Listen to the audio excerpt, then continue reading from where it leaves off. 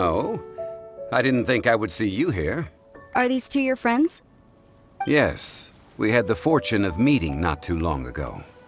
They are quite a knowledgeable and talented pair, and a pleasure to be around.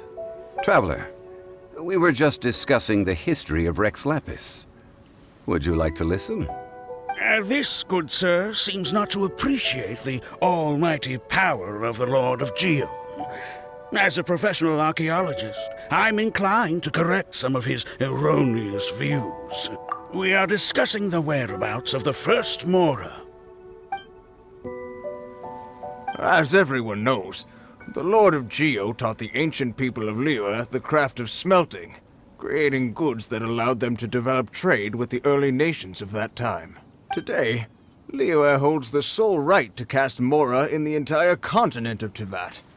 The world's very first Mora should have been cast by the hands of the Lord of Geo himself thousands of years ago.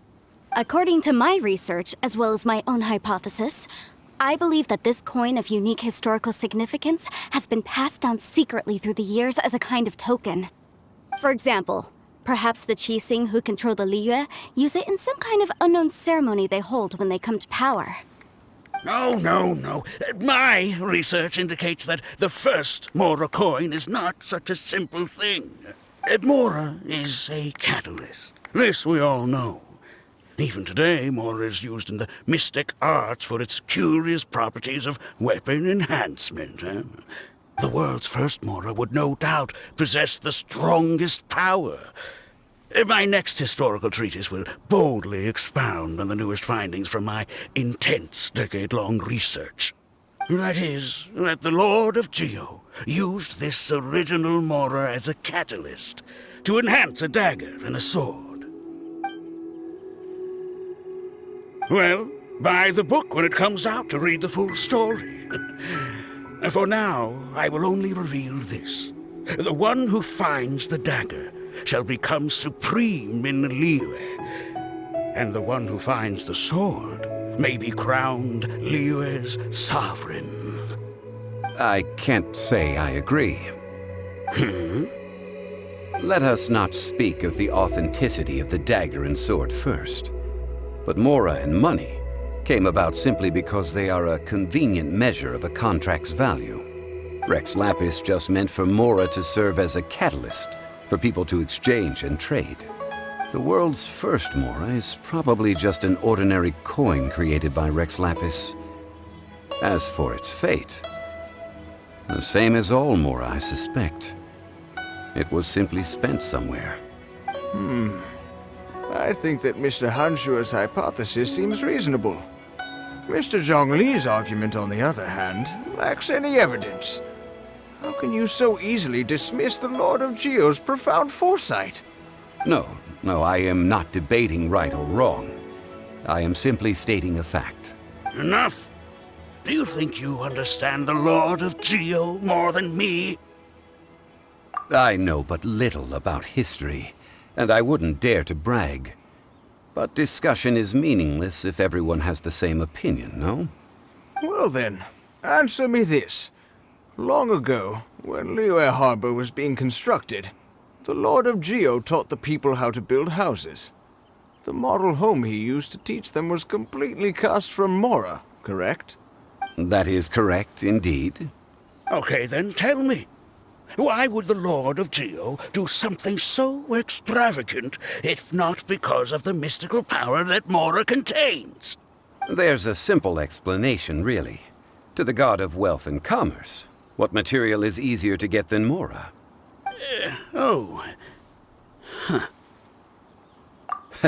I mean, I am talking about Rex Lapis.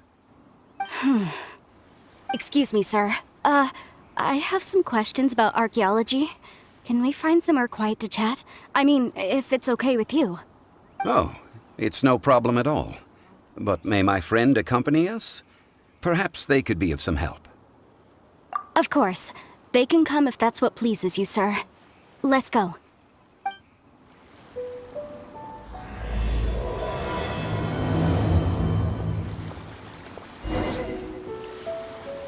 The Lord of Geo sure is something. Barely been gone, and already his name is being slandered. Although we are in the age of humankind, surely we must still show a measure of respect for the gods of the past.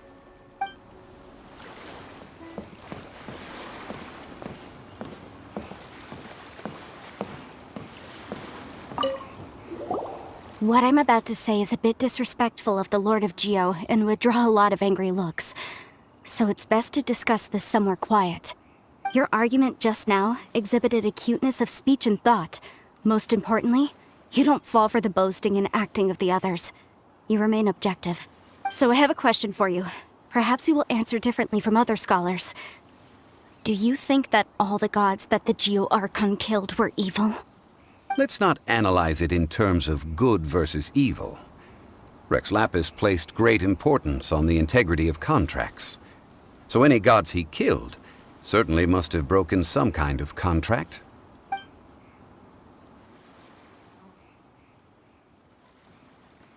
But when I was doing some research, I learned about the legend of the god of salt. The god of salt, Havria, was a very kind god, but she encountered Morax one day in battle. Morax used a rather underhanded trick to assassinate her. This bit of history is a long story. But you may not like the truth when you hear it. Don't worry, please tell me what you know.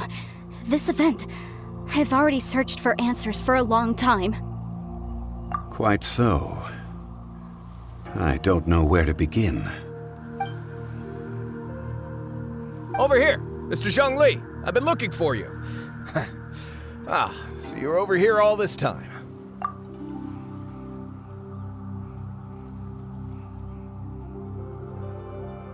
First of all, I'm not holding a weapon. There's no need to overreact now. I'm simply an archaeological researcher from Snezhnaya. I'm not here for trouble. But this time, I registered with the Liyue Ministry of Civil Affairs. I could show you the official documentation if you want to see it. I will be conducting an archaeological survey here, the results of which will all be shared with the ministry. I heard that Wangsheng Funeral Parlor had a consultant named Zhongli with immense knowledge of ancient history and archaeology. So I paid Wangsheng Funeral Parlor a handsome amount to hire Zhongli as my own consultant while I'm in town. So you mean to say that this is work for the Wangsheng Funeral Parlor, yes? Well, since it's work, I don't have a choice. A consultant of the Wangsheng Funeral Parlor must respect their duty. Of course you would be such a reasonable man. Well then, let's head out now, shall we? Wait, if you are studying archaeology, can I go too? I am also a scholar in this field, so I can help. That will give us a chance to continue the topic we were just discussing. Oh, and you should tag along too. This experience may be of help to you on your future adventures. It is a story from before the rise of the Seven. Although the god of salt has already perished, it will still be a meaningful experience for your journey. Wait. This is an archaeological expedition, not a tour group. That's too many people. But this friend of mine has a treasure-finding talent, surpassed by no one. It will surely be of great help to us. Oh? What talent? If my friend espies a treasure chest, they will absolutely find a way to open it. Well, that is quite enticing. All right then. Well, let's go. There's no time to waste. When the Overlord of the Vortex was crushed by the Jade Chamber recently, perhaps something of interest was washed ashore. An ancient artifact would be good. Traces of ancient activity would be great. But a piece of the god's limb would be even better. Who knows what surprises we may find.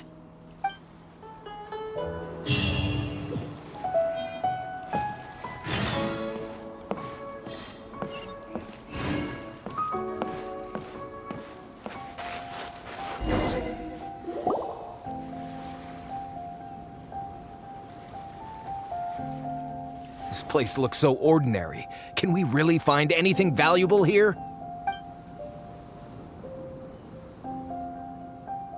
I don't mean the scenery, but rather that there should be something out of the ordinary. A big battle did just occur and all, and I don't even know where to begin looking here. Guyun Stone Forest is actually the perfect place to be, if you wish to learn about the gods or the history of the Archon War. Legend has it that Rex Lapis threw spears made of large rock into the sea here, piercing and crushing the overlord of the vortex. After many years of wind erosion, those stone spears have turned into the unique rock formations we see now. What we see now is just the part of them that remains. The stone spears hurled by Rex Lapis all those years ago were much greater, both in number and in size. But due to the different angles they landed at, their large centers of mass, erosion by seawater, and years of gravity, many of them have been completely swallowed by the sea. So besides wind erosion, the initial collapsing of the stone spears also played a big part in the formation of Guyun Stone Forest. Well, a god able to fight one so powerful as Rex Lapis was certainly very strong in its own right. Indeed. This is where the value lies in research at Guyun Stone Forest. Most of the objects from that time were lost to the sea. But the gigantic waves created by the overlord of the vortex have given those sunken objects a chance to see the light of day again. So you're saying that if we look carefully, we'll be able to get very, very rich. I mean, rich with archaeological knowledge and historical value, yes? That's all I seek in life. Well, since we brought so many people, I think it would be best to split up and look. Okay then. I will go with my friend here. Although I have a smattering of knowledge in various disciplines, when it comes to archaeology, I can't compete with the expert here. Huh? Me? What's the matter? This is your profession. Why are you so surprised? I get it. I'll escort him then. Okay. If we find anything valuable or rare, let's meet on the shore opposite from here.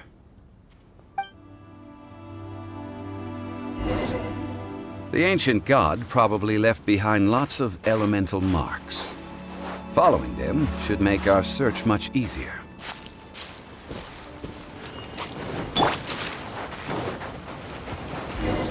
No absorption test. Can't stand it with more than 75.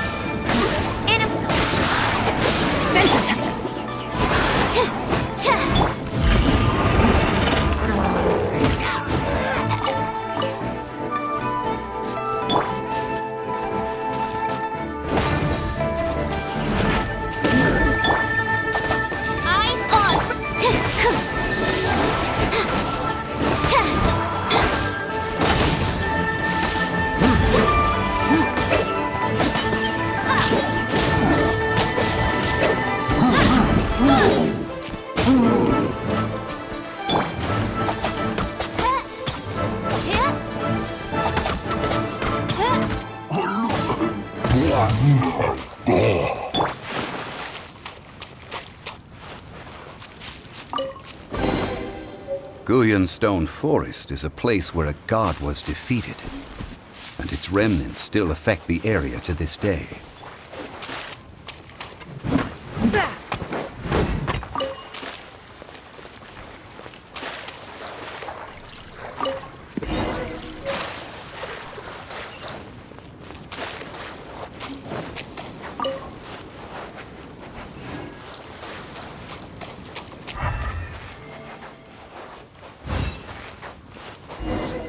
See that object in the center? Perhaps it emits the remnant strength of the god. That would certainly attract them. The hydromonic monsters. I have a contract, but I must put my personal feelings aside. Go ahead. Defeat them, and recover the relic. This spells the end of the exorcism.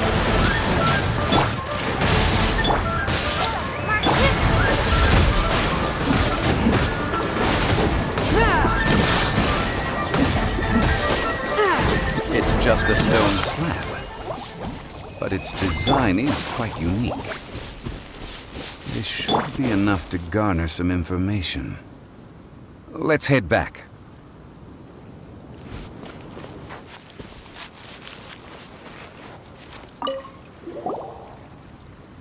You call yourself a scholar of archaeology? You can't even recognize this or that. What are you good for? We all have our areas of expertise. I already tried very hard to explain. This girl just keeps bragging about how she's an archaeologist, but she doesn't even know anything about the surrounding ruins. I even know more than her.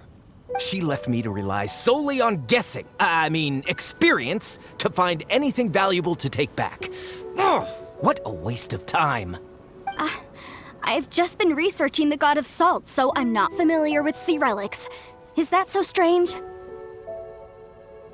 And you kept asking about how much Mora everything is worth. Can the value of relics only be measured in Mora? Isn't measuring their value in Mora the easiest way? This also matches the traditions of Liyue, does it not? Now, calm down. No need to make a fuss. We were able to bring back some intriguing objects. Let's have a look. Oh, what a shame.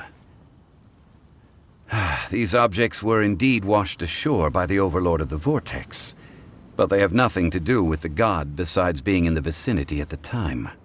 The stone slab we found, however, has a mysterious pattern and faint aura of divine power. Perhaps it will be useful for research purposes. Quick, give it to me. At least we didn't come for nothing. The power of the gods, yes! This is good.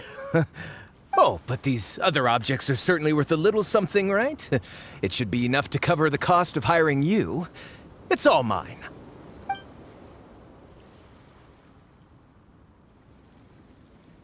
Not at all. My quest to uncover the history of the god of salt is because history can tell us about culture and beliefs. But you're just trying to use archaeology to get rich. Nonsense! I'm a professional archaeology researcher from Snezhnaya.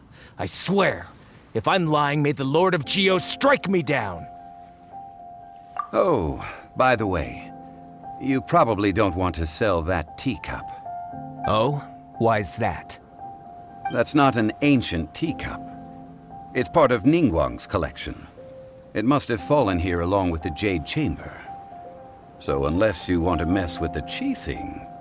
Ah, I see. What a shame. It was of such high quality, too. See? You do want to sell these objects! But, so what? Why can't I pursue wealth both intellectual and material? Don't be so simple-minded. All right, then. No need to stay here any longer. I'm rather quite intrigued by the god of salt, too, actually. Let's go to Sal Terrae next.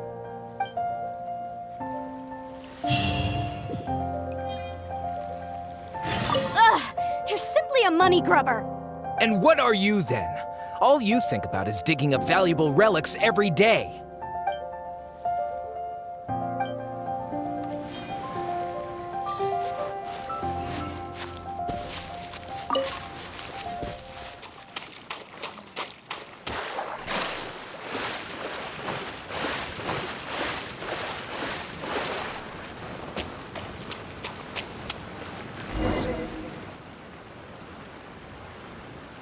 I heard that Sal Terrae was once the home of the god of salt's people. Therefore, there's sure to be loads of valuable relics nearby. According to legend, the people of the god of salt, Havria, enjoyed prosperous lives under her protection. But this legend has been around for ages. With the countless scrap collectors and treasure hoarders in the area, there probably aren't many valuable things left here. Oh, good. That's just great. If I knew it was picked this clean before, I wouldn't have come. About that, I know there's a ruin deep in this cave here. It's related to the god of salt, which is actually how the area originally got its name of Sal Terrae. However, the ruin entrance has been sealed by a mysterious power. Nobody has been able to break the seal. I found a mechanism that seemed to be related to the seal, but when I undid the mechanism, the seal wasn't affected at all. So at the moment, the seal's origin and how to break it are very important topics in my research on the God of Salt.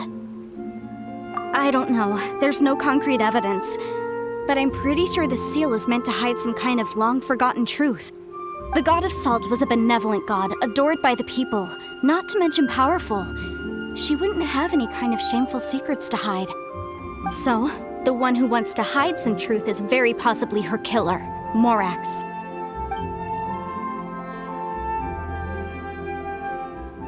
Who cares about all that? It sounds like countless treasures of the God of Salt lie within this ruin, just waiting for someone to find them, right? You weren't listening at all, were you? Even if there's a mountain of treasures inside, nobody can get in if the seal isn't broken. Ah, but we have the illustrious Mr. Zhongli with us. He looks like he knows just about everything. A little seal shouldn't be any trouble for him. This seal seems to be quite ancient. Even Mr. Zhongli may not know all of its secrets. I may know something about it. What? Over the years, I've heard various rumors with bits of knowledge about seals. Although their references seem rather disorderly, they do in fact contain the secret to breaking seals. Let's go take a look at the mechanism Miss Wanyan just mentioned. Okay, since Mr. Zhongli says so, follow me then.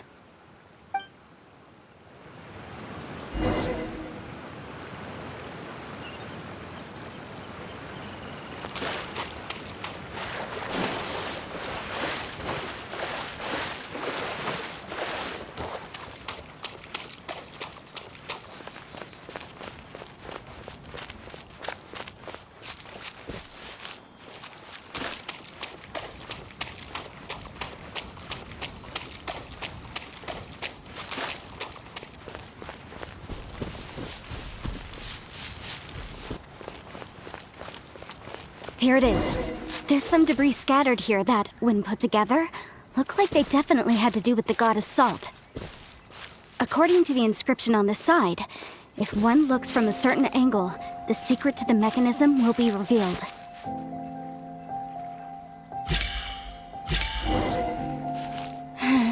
See that? Although we activated the mechanism, nothing happened to the seal. That's because there's actually another mechanism that must be activated. Another? Let me lead the way from here.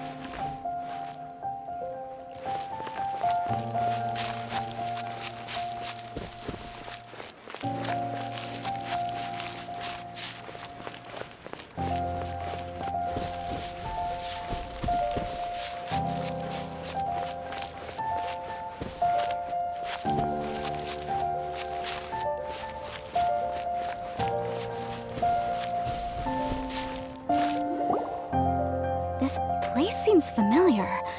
Huh, I remember. I think there's some elemental monuments here.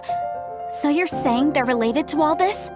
When I investigated the seal last time, I had someone with a vision accompany me. But when we lit up all the elemental monuments, nothing happened. That's because you don't just need to activate them at the same time, but in a certain order as well. Otherwise, the seal will not be broken. The secret to this puzzle is hidden in the legends about the Archon War. Tianheng in the south, Yaoguang in the east, Jueyun in the west, Qingce in the north. All desolate and devoid of life. Liyue is vast, yet even one haven is hard to find. To the north, to the east. Do the people of Liyue always talk in riddles? I think I've heard this saying before. Certainly you have. And the contents of this saying are also related to the God of Salt.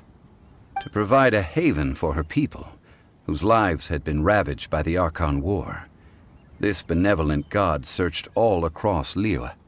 At that time, with the chaotic fires of war engulfing the land, even one sliver of peace was a luxury.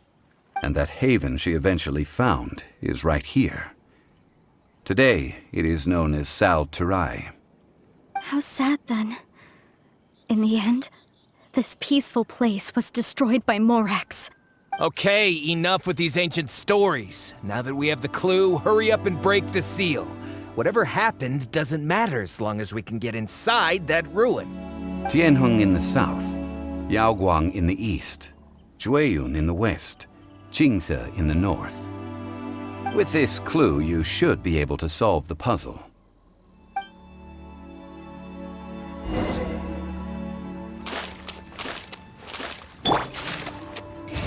By royal decree!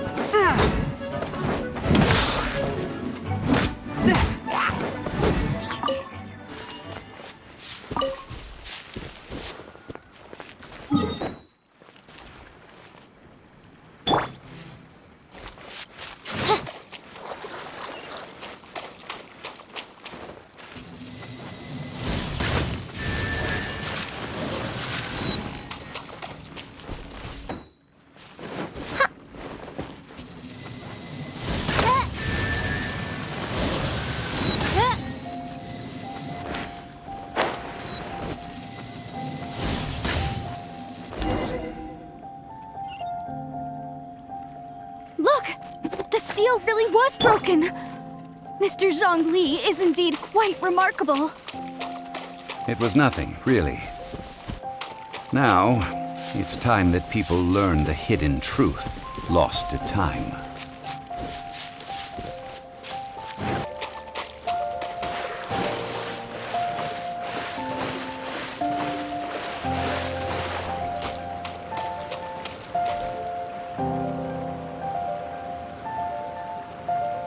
Before entering the ruin, I have a proposal that will help us prevent the kind of senseless arguing between you two that we saw at Guyonstone Forest.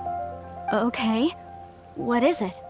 I propose you two agree upon a contract, stipulating that we alternate who gets claim to each treasure we encounter, with only one object permitted per claim. To show my sincerity, I won't be taking any treasure. This will just be between you all.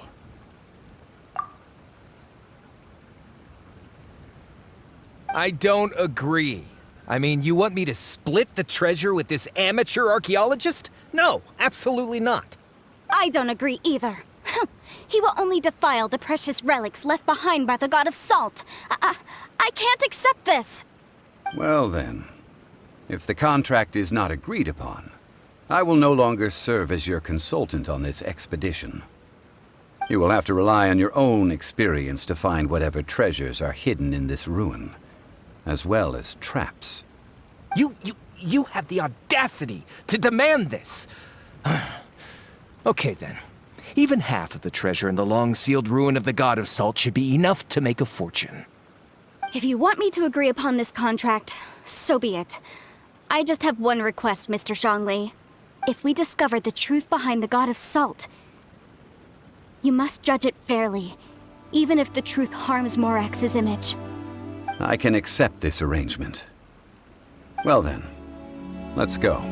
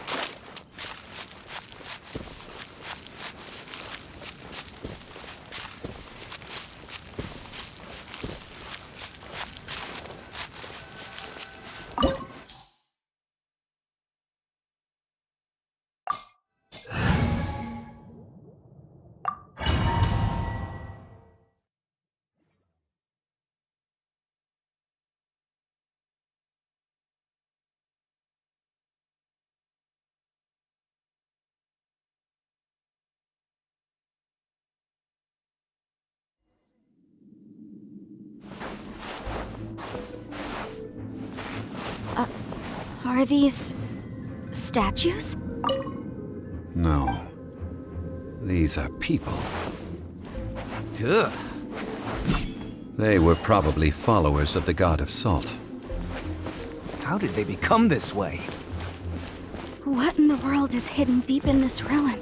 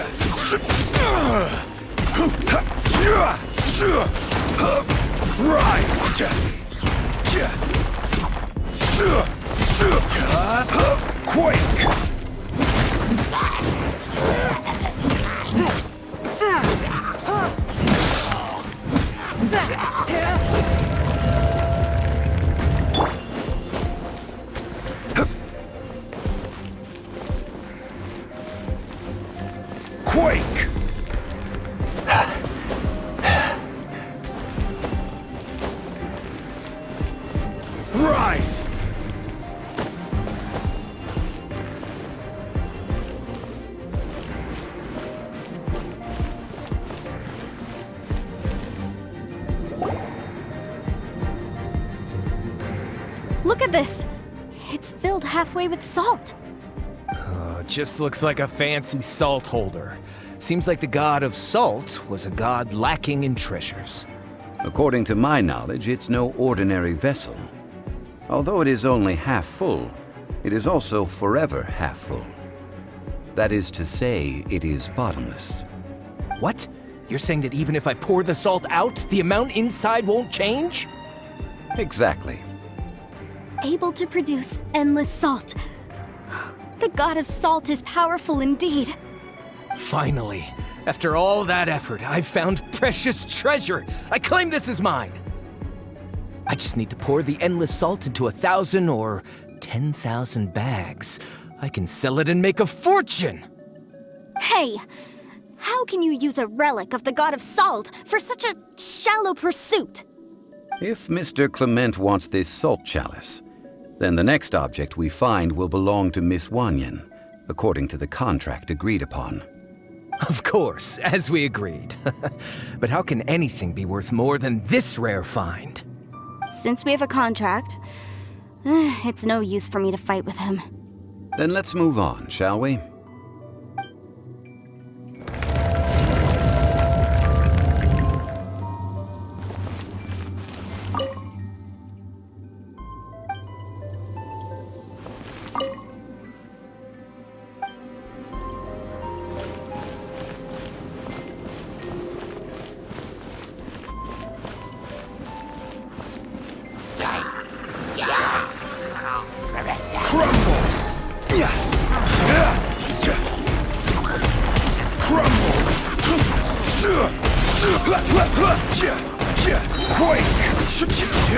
This is order.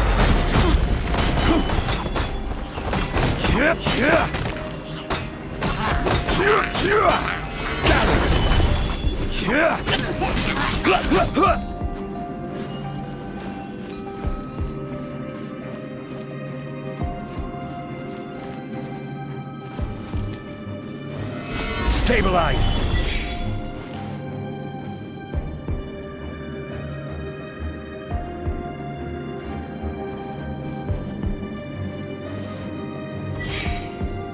Crumble! Crumble!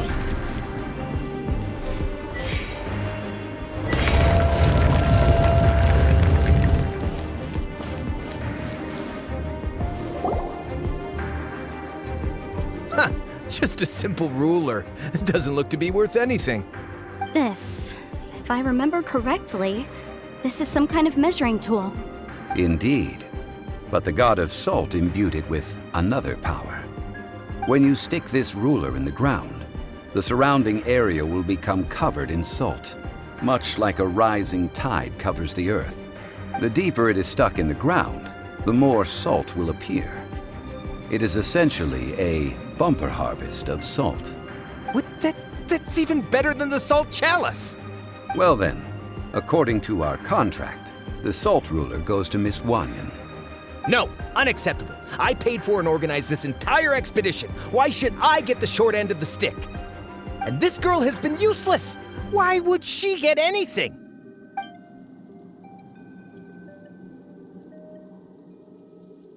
So you are saying you want to break the contract?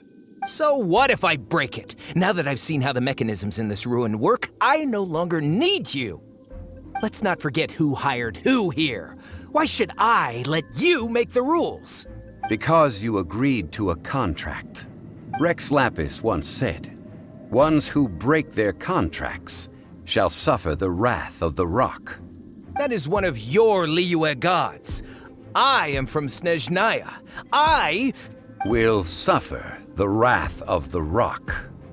You may find it rather unpleasant.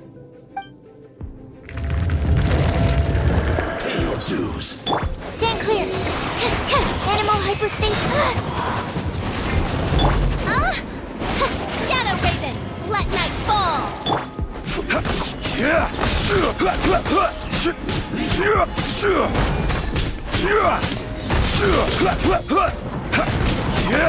Gather! Order guide you!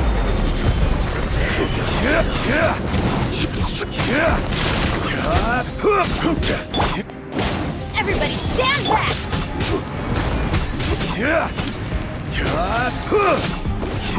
Crumble!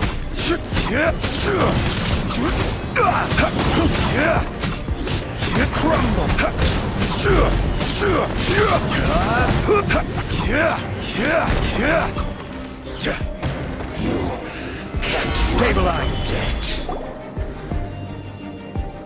I shall confiscate your treasure as well. You are not worthy to continue any further into the ruin. Leave this place. Oh, darn you! Just you wait.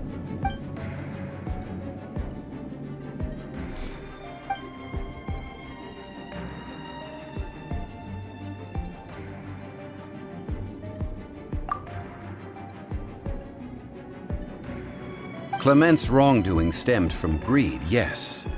But besides greed, there are many other things that may tempt us to break contracts. When people see the object of their dreams, how many are really able to control their desire and follow the contract? I think we should be honest with each other now. That in truth, not a single member of this archaeological expedition came here for archaeology. Why do you say that? Miss, you lack even the most basic archaeological knowledge, and can recognize naught but a few simple relics.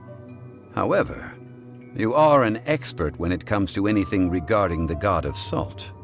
You aren't interested in archaeology or relics. What you're really interested in is the god of salt. I believe those legends about the god of salt that you mentioned on the Pearl Galley are passed down between generations at Yinyuan Hall. Okay, that's enough.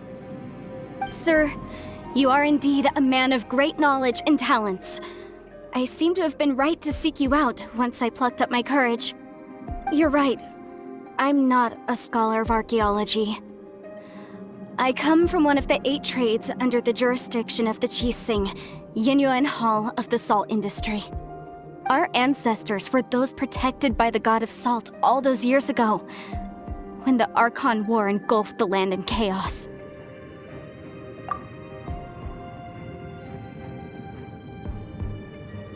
During the war, Morax assassinated our god out of envy for her power. He left us alone and lost in the world. We hate him! But this is Morax's Liyue after all. And its history is written as he wishes. So I seek proof of Morax's guilt. He has blood on his hands and cruelty in his heart. We agreed to a contract that we will face the truth head on, didn't we, Mr. Zhongli? You must judge this history fairly. Naturally, of course. But I must add, Liyue is no longer Morax's Liyue. Come with me. All the answers you seek lie ahead.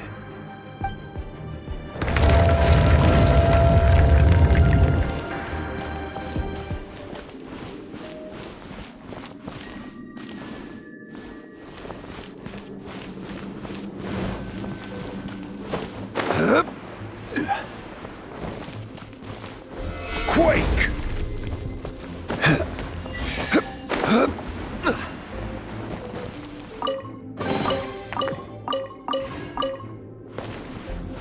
Crumble!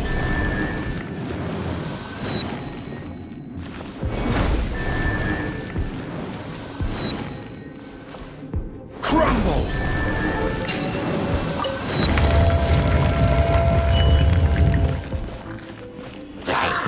Solidify!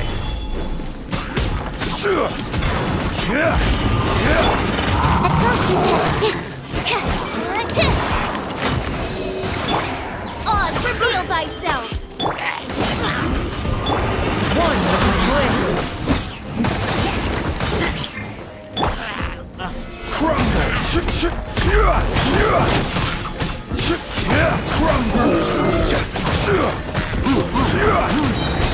This is order. Quake! Crumble!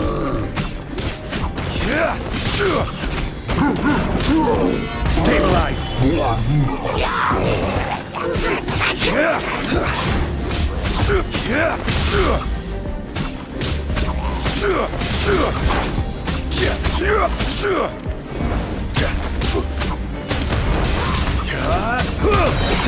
I will have order.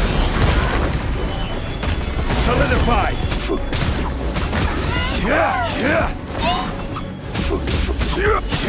Twist and merciful. Spirit blade. Crumble! Quake!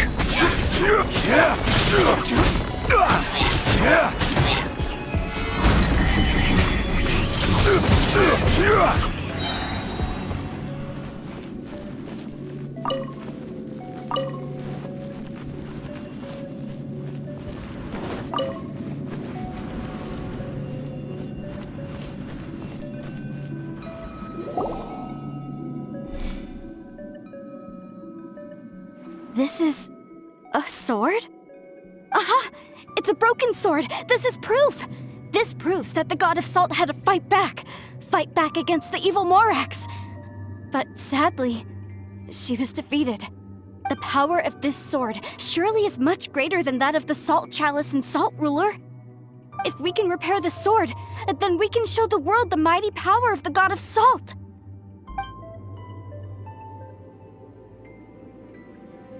Two pieces of a broken sword. From an archaeological perspective, these are two separate relics. According to the contract, you can only claim one. Why? We were alternating claims to treasure, true, but Clement is no longer here. Yes, but the only one object per claim clause still holds true. You cannot take two relics at the same time. This logic!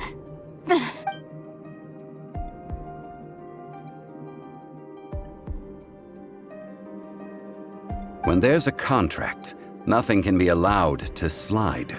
If the contract is not followed, then it is broken. No! If I only take one half, then it can't be repaired, and the power of the god of salt cannot be restored. No matter what, I must be faithful to her. Even if it breaks the contract, I don't care. So you are already decided? Then there is a price to pay for breaking the contract. That is to say, you consign yourself to suffer the wrath of the rock. That's okay. The god of salt gave up her life to protect her people. My sacrifice is nothing compared to that. Punish me however you want. Just let me take this proof of my faith.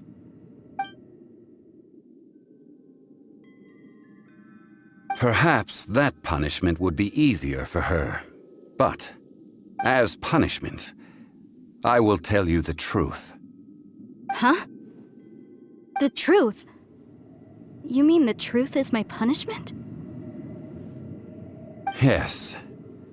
The truth that I am about to tell you shall be your price to pay for breaking the contract. I'm afraid to say that the god of salt Havria was not the powerful god you imagine her to be.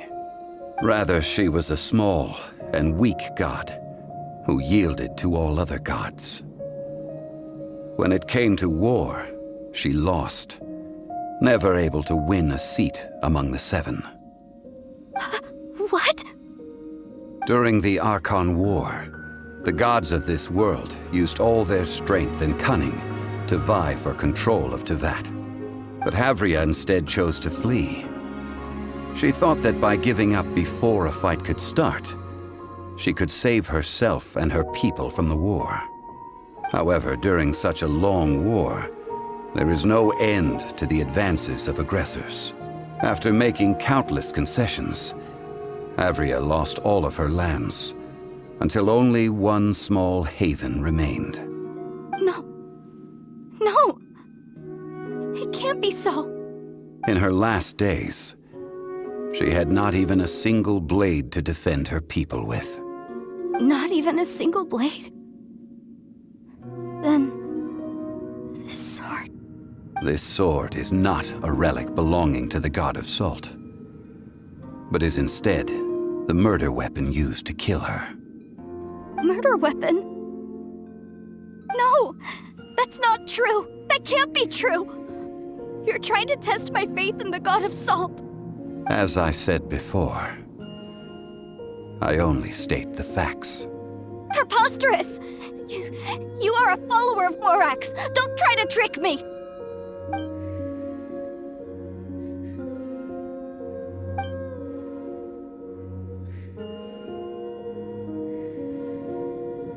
It is a punishment after all. I did not want to tell her such cruel facts, but the contract was broken. Let's follow her deeper into the ruin. There, I fear, we will find something that will leave her no choice but to face the truth.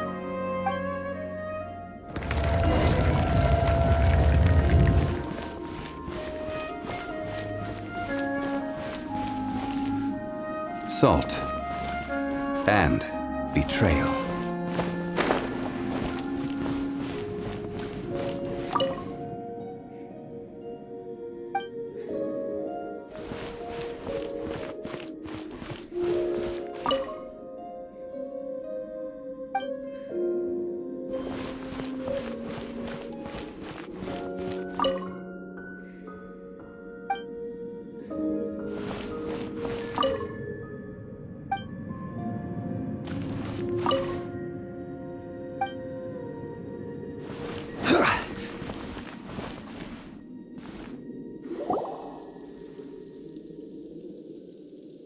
What are all these?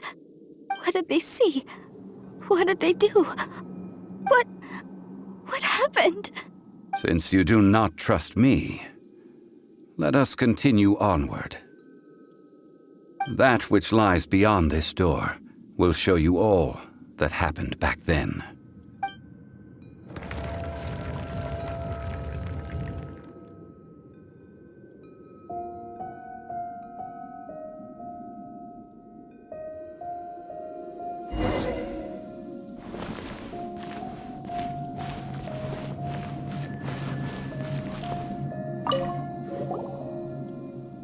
This is the scene of the crime. Havria's body dissipated, leaving nothing but these traces of salt. Her dying moments have since been frozen in time to this very day. The story continues that some among her people realized at last that this gentle, kind, but weak god could never protect anyone in wartime. The Archon War was cruel in the extreme. Instead of consigning her to the agony of defeat, they thought perhaps it would be better to give her a quick release. No matter how weak the god, the power that flows forth when they are slain is beyond the strength of mortal coils to bear. Those who could not flee were thus transformed. Those of her people who were untouched by this disaster left for Liyue, where they sought refuge with Rex Lapis. Their descendants feared Havria's remnants and lived in terror that she had laid upon them an eternal curse. So they risked their lives to come here, to break the sword, and offer up obeisances in hopes that her anger might be appeased. But they need not have done so. For how could a god who had never once resisted, even till the end, nurse hatred for her people in her heart? Even if this is so, I can't! This must be a lie. A false history, all of it! Don't you dare try to shake my faith!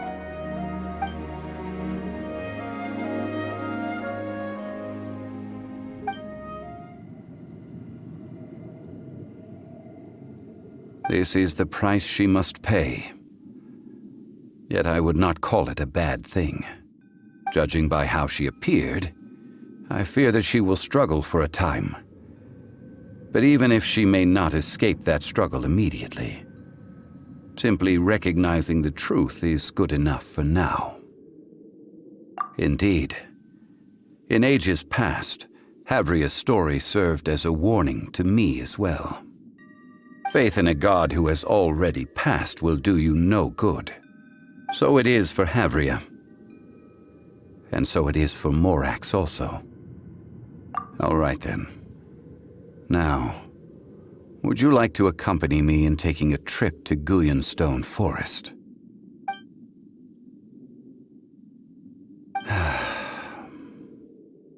Treading old ground, telling old stories.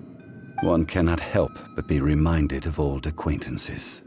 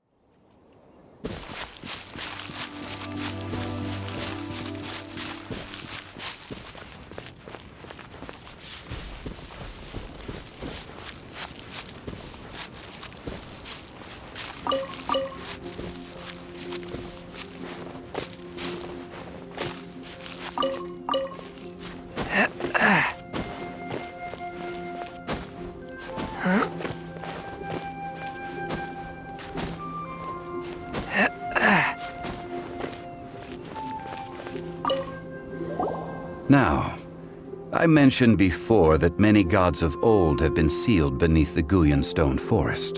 The Adepti have presently handed Liyue over to mortals, and Havria's time was even further in the past. The Salt Chalice and Salt Ruler that she left behind should not return to Liyue. To leave them here is to let them slumber. And it is also a homecoming. I ended an era with my own two hands. I've always wondered how I should remember that which I ended. History records, but history may be changed. This incident proved that. Time is a mighty force, and history's twist in its flow. I need to find a better way of recording history in order to engrave its truth. Stone carvings were one such ancient method, but unchanging stone, immovable earth, even one such as myself. Someday we may all disappear. Therefore, I thought of you, traveler. You are one who crosses the celestial atlas, and who passes through countless worlds. If our history is engraved in your memory, it will one day accompany you into another world. As long as a traveler like you is able to record what happened, then a backup of sorts will exist for times and tides of Teyvat. Now then, it is time that we consigned both the Salt Chalice and Salt Ruler to the sea. As I said before, this is the place to which the remnants of many bygone gods are consigned. This includes Osial, Overlord of the Vortex, who the Jade Chamber most recently returned to this ocean prison. Thousands of years ago, the Adepti and I fought against the turmoil that plagued every corner of this land. Guyan Stone Forest, where I sealed many gods with my spears. After so long, naught but folktales remain. Osial, you and I were foes, but our ancient grudge is but a bygone memory now.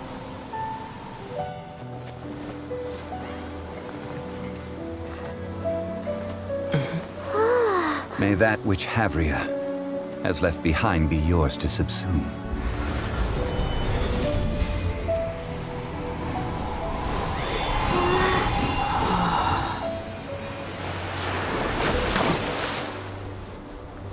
And thus another spark of divinity departs from Liyue.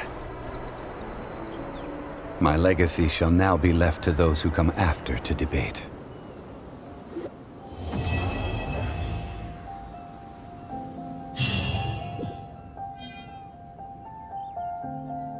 I will remain here for a while.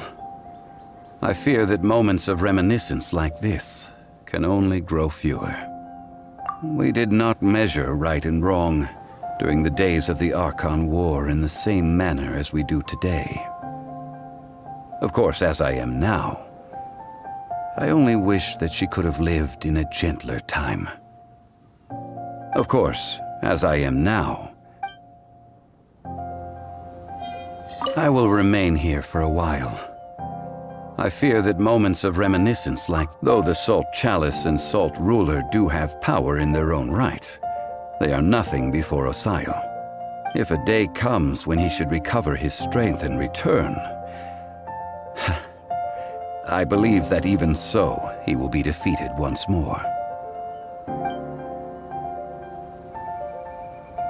I will remain here for a while. That is a good question. In the past, I might have given you a most specific answer. But now... yes. I suppose I will continue in my role as a consultant at Wangsheng Funeral Parlor. But if this journey was to your liking, why don't you come along the next time I am seeking to preserve memories of Liyue's past?